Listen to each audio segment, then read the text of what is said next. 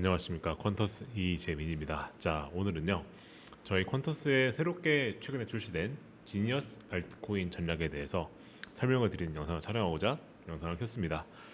자, 일단 여기 서브 타이틀에 보실 수 있다시피 이것은 스테이블 코인발 알트장의 직접적 수혜 전략이다 라고 저희가 서브 타이틀을 붙였습니다. 무슨 말인지 바로 설명을 드려보겠습니다. 네, 아마 제 개인 채널 제임 스트리트를 보시는 분들께서는 아마 제가 이 지니어스 액트라고 하는 이 법안에 대해서 설명하는 영상을 아마 한 번쯤은 보신 적이 있을 겁니다. 이 법안의 골자는 뭐냐면 그 이 코인이라고 하는 것, 특히나 스테이블 코인이라고 하는 것을, 그죠? 스테이블 코인이라고 하는 것을 법제화하는 것에 그 맹점을 둔다라고 하는 법안들인데요. 이게 지금 미국 의회를 통과를 했습니다. 여기에는 어떤 법안이냐, 여기 이 지니어스 법안이라고 불리는 이 법안은 스테이블 코인의 발행과 운영에 대해서 규제를 확립해서 이 스테이블 코인을 제도권으로 편입시키자라고 하는 것을 골자로 합니다. 여기에 그래서 어떤 내용이 들어가 있느냐, 여기에는 이런 내용들이 들어가 있습니다. 간단히 말해서 이제부터는 페드랑 통화감독청이 스테이블 코인을 직접적으로 그 운영을 감독하게 되고요. 이렇게 되면은 이 스테이블 코인의 발행 가치를 뒷받침할 수 있는 충분한 증거금이 보유가 되어 있으면 이것은 이제 우리가 법정 통화로서 전환을 보장하는 디지털 자산이다 라고 하는 것으로 정의한다는 법안입니다. 이렇게 되면 어떻게 되느냐, 기관 자금이 가상자산, 즉 크립토로 들어오는 유입이 가속된다 라고 하는 게 첫 번째 저희가 생각할 수 있는 부분이고요. 그리고 여기 보시면 아까 말씀드렸던 부분 중에서 제가 준비금이라고 하는 걸 말씀드렸는데, 이 준비금이 뭐냐, 사실 스테이블 코인이 뭡니까? 1 스테이블 코인이 1 US 달러, 즉 1달러로 패깅되는 걸 말을 하는 거죠. 그럼 패깅을 어떻게 해야 돼? 패깅하려면 우리가 그거를 준비금을 만들어 놔야 돼요. 뭔 말이냐면 담보를 잡는 거예요, 담보를. 그러니까 이 패깅을 개런티하기 위해서 1 스테이블 코인이 발행이 되면 이 1 스테이블 코인에 대해서 100% 준비금을 보유해야 된다. 이건 뭘로 구성해야 되느냐? 이것은 미국 달러나 뭘로 되어 있습니까? 단기 미국 채권으로 구성해야 된다 라는 법안이에요. 이 말은 무슨 말이냐, 스테이블 코인의 발행량이 늘면 늘수록 어떻게 되는 거죠? 준비금이 단기 미국 국채로 구성이 되어야 되기 때문에 어떻게 됩니까? 단기 미국 국채에 대한 매수가 들어간다 라는 뜻이에요. 즉 1 스테이블 코인이 발행이 되면 어떻게 됩니까? 그 순간 준비금으로 단기 미국 국채를 사야 되겠죠. 그 말인 즉슨 미국 국채에 대해서 매수가 들어가게 된다 라고 하는 뜻이에요. 사실 이것이 저는 트럼프가 암호화폐 시장을 강력하게 미는 이유라고 저는 봅니다. 사실 트럼프가 왜 암호화폐를 밀까요? 뭐 그냥 개인의 사리사욕 채우기 위해서? 아닙니다. 이 큰 그림을 본 거예요. 뭐냐면 스테이블 코인이 이 국채에 대해서 강력한 대안이 될 수 있다. 무슨 말이냐면은 사실 지금 미국 국채가 되게 위험한 겁니다. 뭔 말이냐면은 지금 무디스가 그 신용 등급 강등을 했고요. 그리고 관세 전쟁을 벌이는 바람에 주변 동맹국들이 미국 국채를 좀 이제 좀 꺼리는 이제 그런 스탠스를 보이겠죠. 그 말은 무슨 말이냐? 미국 국채에 대한 수요가 갈수록 줄어들고 있다는 뜻인 건데, 우리가 이 스테이블 코인을 키우게 되면 어떻게 됩니까? 스테이블 코인이 하나가 생기면 어떻게 되죠? 그에 대한 준비금으로 미국 국채를 사야 됩니다.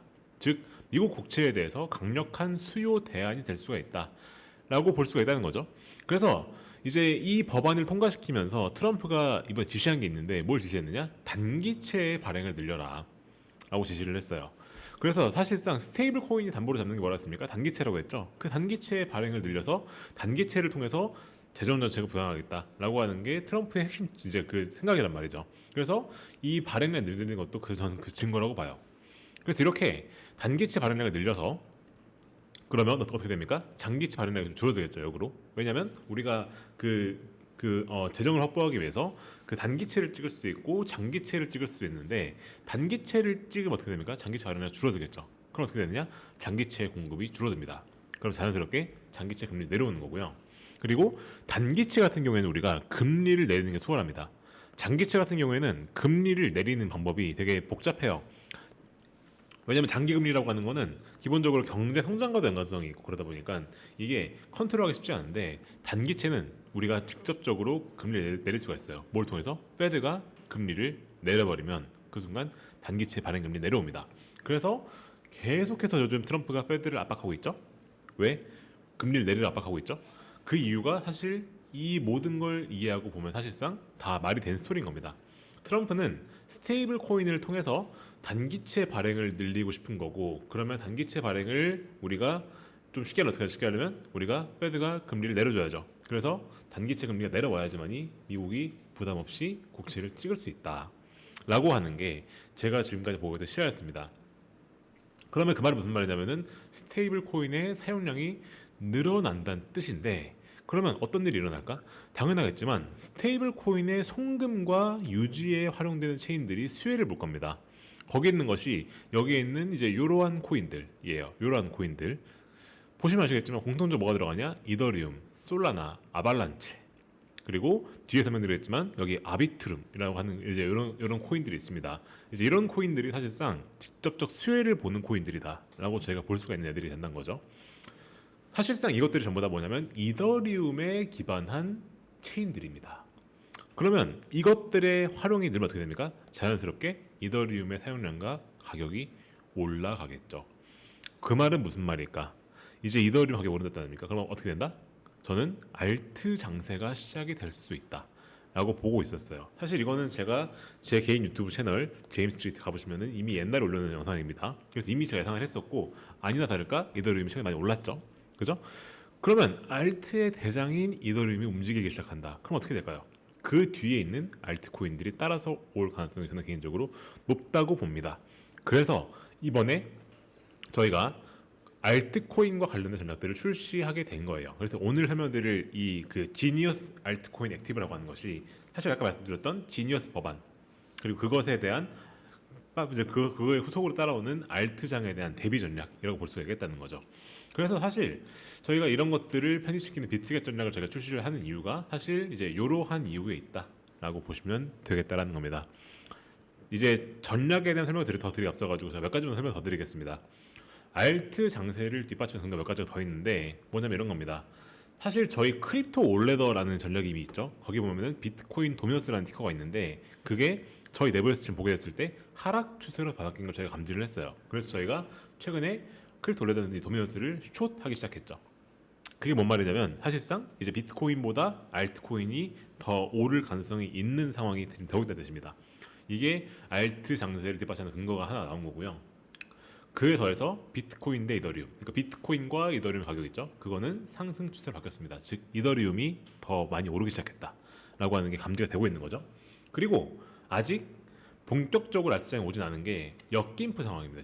지금이 우리나라 코인이 그 훨씬 더 해외보다 싼 상황이에요.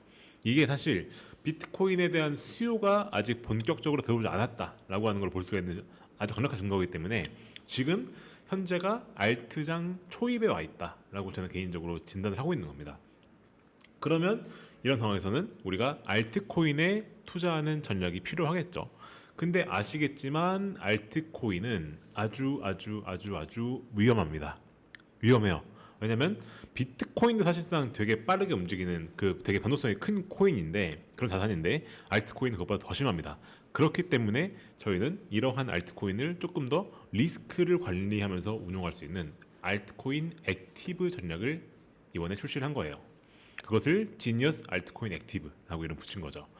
자, 이제 이 전략 같은 경우에는 최소 투자 금액은 이 정도, 권장금이 이 정도고요. 여기에는 그 비트코인이 아예 편입이 안 되어 있습니다. 오로지 알트코인만 편입이 되어 있어요.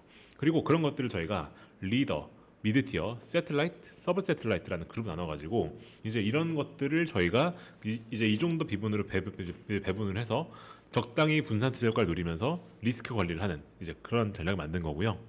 일단 리더 그룹에 뭐가 들어갔냐? 리더 그룹에는 알트코인 중에서 리더격에 해당하는 애들, 이더리움, 솔라나, 리플 같은 애들이 있죠. 얘들을 리더 그룹 편입을 시켜서 이제 얘들에다가 32%의 배분 비중을 짰고요. 그리고 미드 티어 그룹에는 그 사실 앞서 말씀드린 리더격에 해당하는 애들은 아니지만 성장 잠재력이 더 높고 그리고 사람들이 어느 정도 알려져 있는 이제 그러한 코인들 위주로 저희가 다 구성을 했고요. 그리고 세틀라이트 그룹, 얘들은 상대적으로 덜 알려지긴 했지만 저희가 봤을 때 이 만약에 이 알트장이 온다 그러면은 오를 가능성이 높은 이제 그런 것들을 편입을 시켰고, 그리고 마지막으로 들어간 애들은 진짜 완전 하이 리스크 하이 리턴에 해당하는 이제 그러한 코인들을 딱 10%만 편입을 시켜서 정말 극한의 알트장이 왔을 때 수익을 극대화시킬 수 있는 이제 그러한 코인들로 저희가 구성을 했습니다.